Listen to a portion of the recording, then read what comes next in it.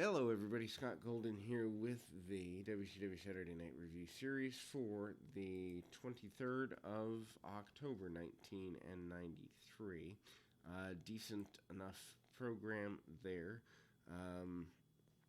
And obviously, the night before Halloween Havoc 93, they're doing the spin the wheel, make the deal concept. Tony Schiavone really hyping the heck out of that. Enhancement talent match time with some challenges with Shockmaster, Ice Train, and Charlie Norris all in the middle of the ring with some enhancement talent stuff. Not really a match worth checking out. Just trying to get different talents, younger talents, except for Shockmaster, on television to try and give them a little bit of rub, I assume. Not necessarily a match going out of your way to see. Basic stuff here. The Charlie Norris character, obviously doing the Native American thing, I think to me trying to capitalize on the Tatanka idea. At least that's how I always interpreted the character. Ice Train, African American fellow trying to capitalize at least to some degree on the popularity of Ron Simmons and transfer that over to a younger talent. That never really translates either. Press Slam by Ice Train gets in there and gets some decent aggression. Big body slam by Charlie Norris. Norris hits a leg drop across the arm of his opponent, and we see the return of Jesse Ventura. Obviously, a win for the baby faces here. We go back to Steamboat in an enhancement talent match with Bob Starr. Here to fill time. He's doing the fire breathing thing. Chops, kicks, and ultimately the top rope cross body by Steamboat gives him the victory there. Halloween Havoc enhancement, and I was in fact wrong as we see Rick Rude and Ric Flair going back at it again, which is surprising because they certainly didn't get along. Going after the big belt, also the beginning of the Steve Austin and Dustin Rhodes U.S. title series. Starrcade 93, one of my favorite matches between the two. Actually, one of my favorite Dustin Rhodes matches of all time, actually. So, enhancement match for the British Bulldog here. Moving forwards and shugging off, using a lot of power, Greco-Roman knuckle locks and basic stuff. Steamboat drops the knee across the arm. We go to the Bulldog on the outside getting laid out post-match by Sid after a power slam along the way. For some reason, the idea of things there doesn't really make sense. Anyway, there's hype of the upcoming spin the wheel, make the deal once again. Sid in with a enhancement talent match here.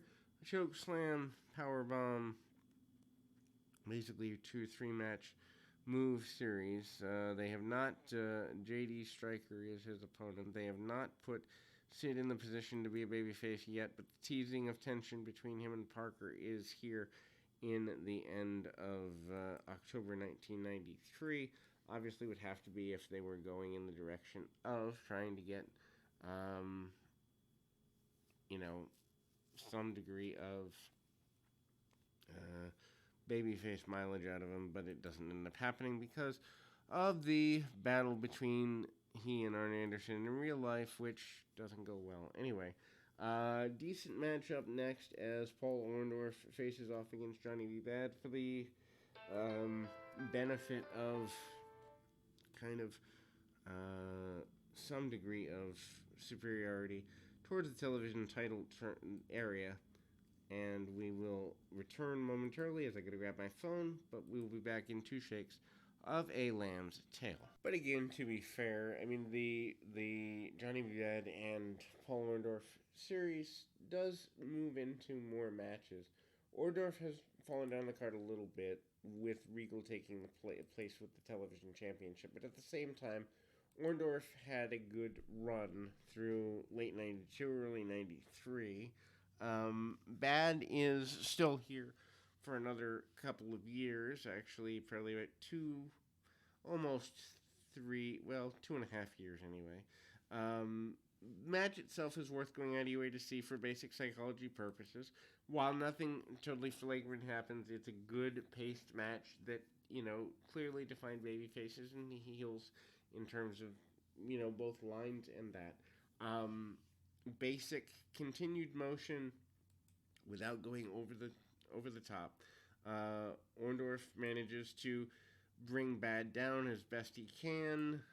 Bad manages to keep things going, and a quick cutoff by Orndorff several times throughout the match. They get a good bit of time out of it in a progressive and positive way for their own benefit. Hammerlock in involvement with Max Payne, continuing the feud between the two of them, or that is Bad and Payne. Needless to say, Johnny B. Bad is able to knock his opponent out, or knock Payne off the apron and eventually get the victory. Awesome Kong still here, going completely nuts on the enhancement talent, including Power Slam and splashes along the way. I did not realize they lasted after the Clash lost to Sting and Ric Flair, which is ironic in that, how much were you really going to be able to do with guys that size who didn't have a great deal of mobility, but they're still here at least for a little while longer. There is a fan who's brought out to spin the wheel, make the deal to simulate the spinning of the wheel, which doesn't really make a great deal of sense, but it is kind of, I guess, hyping the pay-per-view in a different way. Steve Austin has a singles match here, cranks on the arm, keeps things going, hits the stun gun, and gets a victory. The Austin and Rhodes situation begins at Fall Brawl, or Halloween Havoc the next day. Rick Rude is out next and is dissatisfied with, obviously, the continuation of his issues with Ric Flair. Rick Rude enhancement match that obviously goes very basically there. Amazing to me that WCW, that was known for having marquee matches during the Crockett days, doesn't have them here.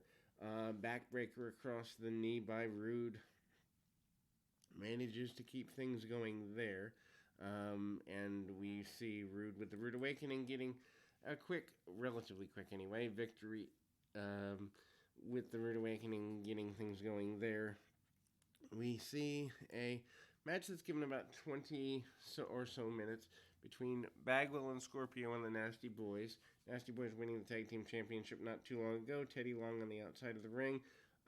Their Tag Team Championship match or day before the pay-per-view. And the babyfaces win. Lots of punishment on Bagwell early. Bagwell takes a good deal of punishment for the first several minutes. Scorpio comes in with the hot tag, including body slams on both Nasty Boys and a standing moonsault and takedowns and all of that. Arm bars and basic stuff by Scorpio. Meanwhile, Bagwell cinches up on the arm, and Missy Hyatt on the outside with the Nasty Boys. Obviously, Teddy Long with the baby faces, and that match goes pretty aggressively for the next several minutes. Bagwell takes the majority of the heat. Distraction by the respective managers on both sides throughout the match. Referee loses control a couple of times, allowing the Nasty Boys to cheat, and Nasty Boys then take over on Scorpio, who gets a hot tag, gets a little bit of offense. The Nasty Boys cut the ring off on Scorpio, hitting leg drops, elbow drops, and basic stuff there. Nasty Boys get caught, or one of the Nasty Boys gets caught with enziguri. Bagwell comes in with about 6 or 7 minutes left in the program, hitting a House of Fire series after the hot tag, body slams, drop kicks, and real basics Then we go to the win for the new tag team champions, Bagwell and Scorpio. The final 4.5 or so minutes of the program are a Cactus Jack promo where he promises to take care of Vader and avenge himself from the issues with Vader. As we go, coming from April to now, Harley Race comes out, tries to interfere. Harley Race gets laid out with a double arm DDT by Cactus Jack, and Cactus Jack promises to win the championship and destroy Vader at Halloween Havoc. And we close with that. So, more WCW Saturday Night Review series coming up. Nearly 1,300 audios available for your listening pleasure. And we'll be back with more right after this.